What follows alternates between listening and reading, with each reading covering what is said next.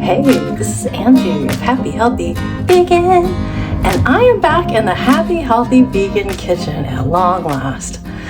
So today I'm actually going to be making something I've never made before.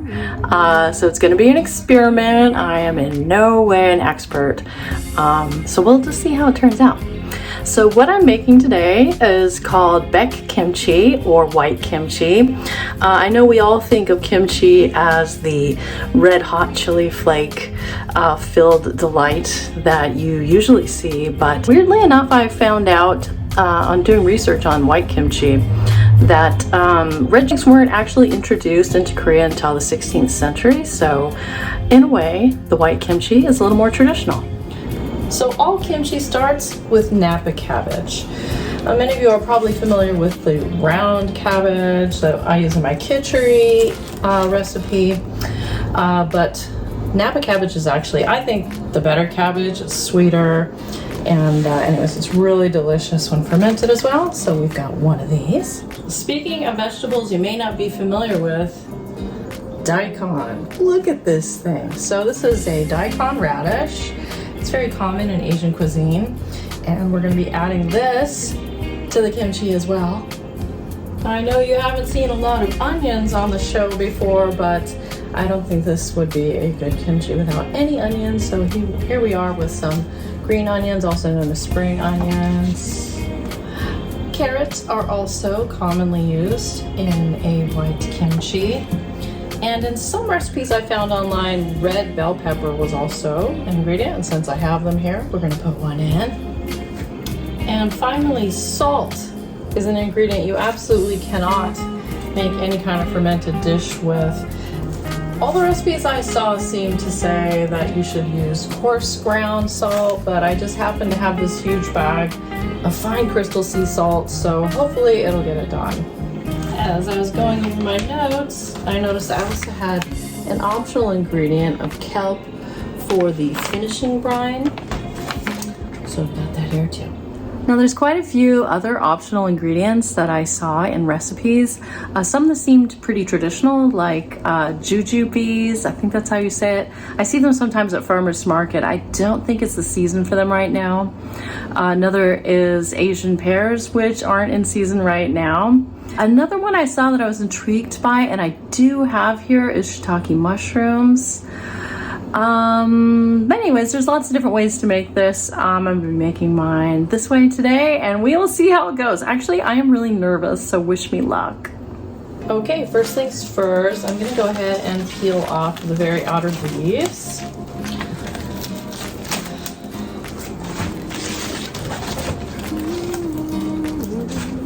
And yeah, then I'm gonna go ahead and wash this.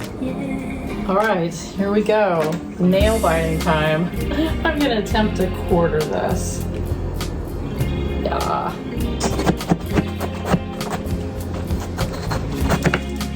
So far so good. Look at that, and now I cut it again. I guess I'll flip it. I love the smell of cabbage. All right, a lot of water's coming out of here. Okay, I'm having serious doubts that it's going to fit into my bowl now that I'm looking at them, but, you know, I'm just going to do the best I can. So as far as I can see from the internet, I'm going to somehow be trying to peel up between these layers to insert all the other veggies that I showed you guys. But first, I've got to start the pickling situation. Okay, so what I've read is that I need to pour salt between...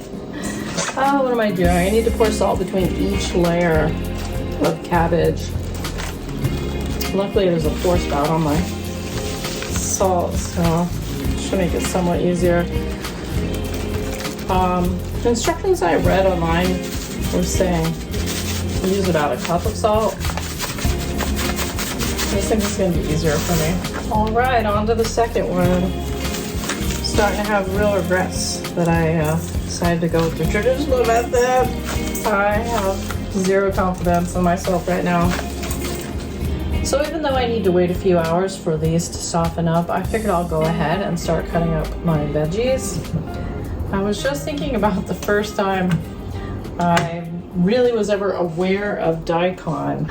It was 2012. Ryan and I had taken over a community garden plot here in Long Beach, and it was in a bad state of affairs. So Ryan was digging out all the rocks and trying to loosen up the soil, and came across something large that was really difficult to dig up, and it turned out to be one of these, which I had no idea what it was, but I'm really trying to wonder what I even did with it after we dug it up. Come to think of it, 2012 was the first time I ever fermented anything. I'll show you a picture of the first jar of sauerkraut that I ever made for funsies. So I don't really have a lot of experience with daikon radish, but I guess I'll use this half. I don't even think I need that much of this. So I'll have to look up some other recipes. Wow, that's really buff. Okay.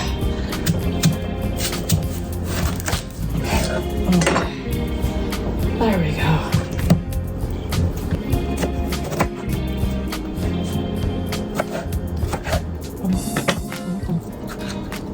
Okay, here we go. Oh my Julian, daikon radish, and I have so much left over. So I did a little research online about cooking with daikon, and I read about simmered daikon. And since I'm actually already hungry, I'm gonna try to make some simmered daikon with carrots and shiitake mushrooms right now. I've been having a hard time lately. If I'm honest, it's been quite a while, but I keep it mostly to myself, yeah. I just nod and smile. I should mention that I was actually inspired to make kimchi because I was just watching an EXO. That's so annoying. Can you guys hear that? So I was watching a reality show of the band EXO, and Chanyeol was camping alone up in the mountains, and he had to make all of his own food. And one of the things he did was make kimchi right there on the spot. And I thought, well, if he can make kimchi, I could probably make kimchi. My smile may be pretty, but it's all filled with lies. And if you look closely, see. Well, I've got all the little veggies prepped, and now I just have to wait. All right, this has been simmering for ages. It smells really good.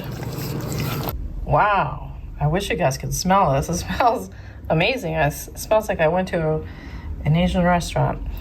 Anyways, I'm pretty excited about this. Well, it's been a number of hours, and these are definitely softening up. I just flipped them over.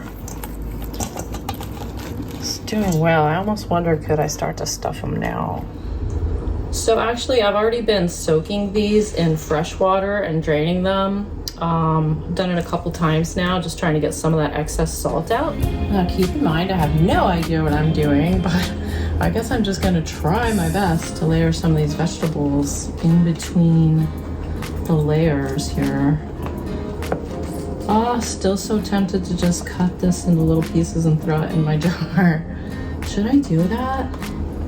What would you guys do? Let me know in the comments down below. Would you continue with this project or chop everything up and throw it in a jar?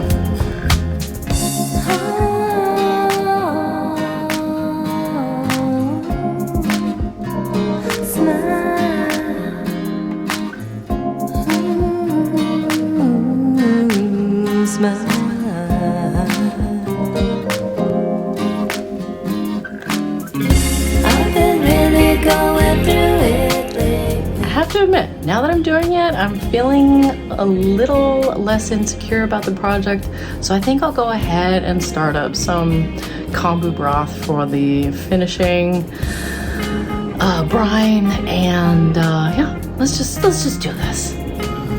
And in we go. So this water should absorb some of the salty umami goodness of the kelp.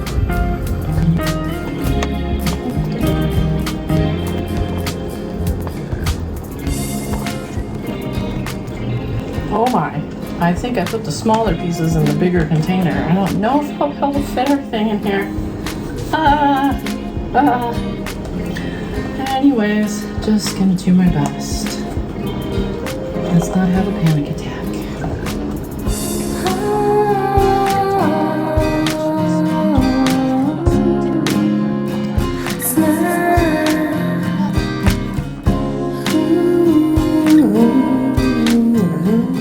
Alright, I transferred one of the small ones out of here so I can get one of the big ones in. Back in action. I might need to cut some more carrot sticks up though.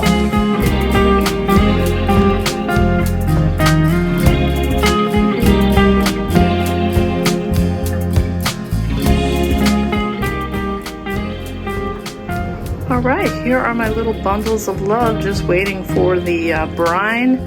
Alright, so my kelp broth is cooled off and I'm just going to pour it into here and package this up and let it do its thing. So let's check in on this ferment.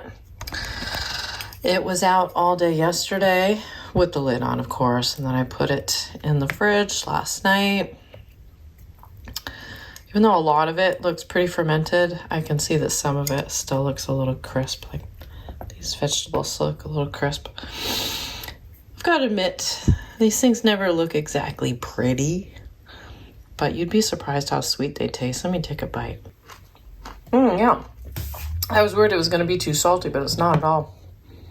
It's actually pretty good, but I think I'm gonna let it ferment another day. All right, so my kimchi has been fermenting for 3 days now, is it? I've kind of lost track. But I thought it would be a good time to check in. All right, so here it is. I wish you guys could smell it. It's got that sweet cabbage smell. Okay, I know ferments are so ugly, right? Let me just take one little piece out. Oh yeah, it looks like the veggies inside are finally softening up. Tell you what, why don't we cut off a piece so we could see it?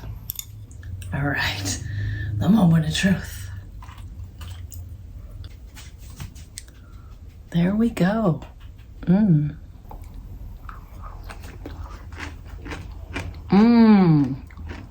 Wow, so fresh. Let's try some of the bell pepper. Still pretty crunchy, but tiny bit of carrot. Okay, the carrot could either stand to be a little bit more fermented or maybe I could have cut it a little bit smaller. The daikon. Delicious. Let's do daikon and Napa Cabbage together.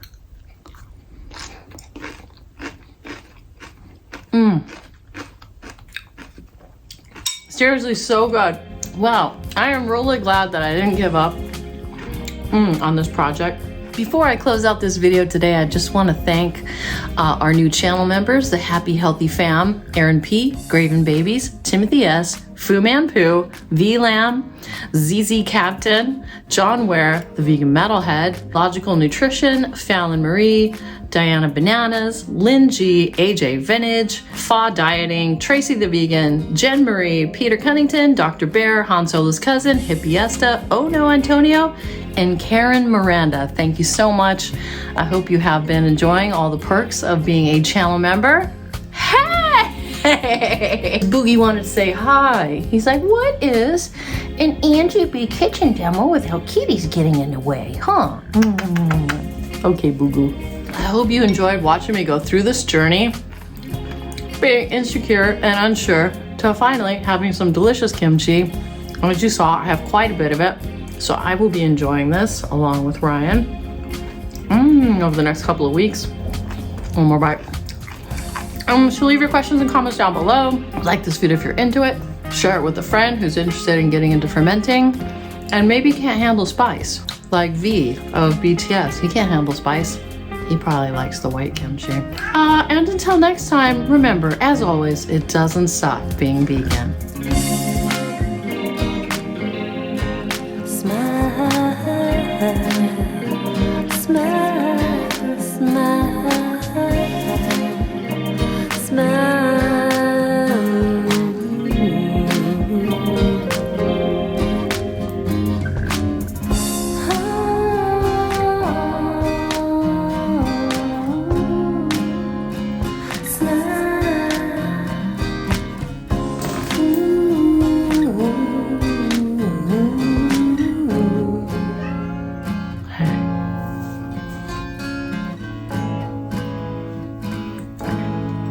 Alright, let's get a thumbnail here.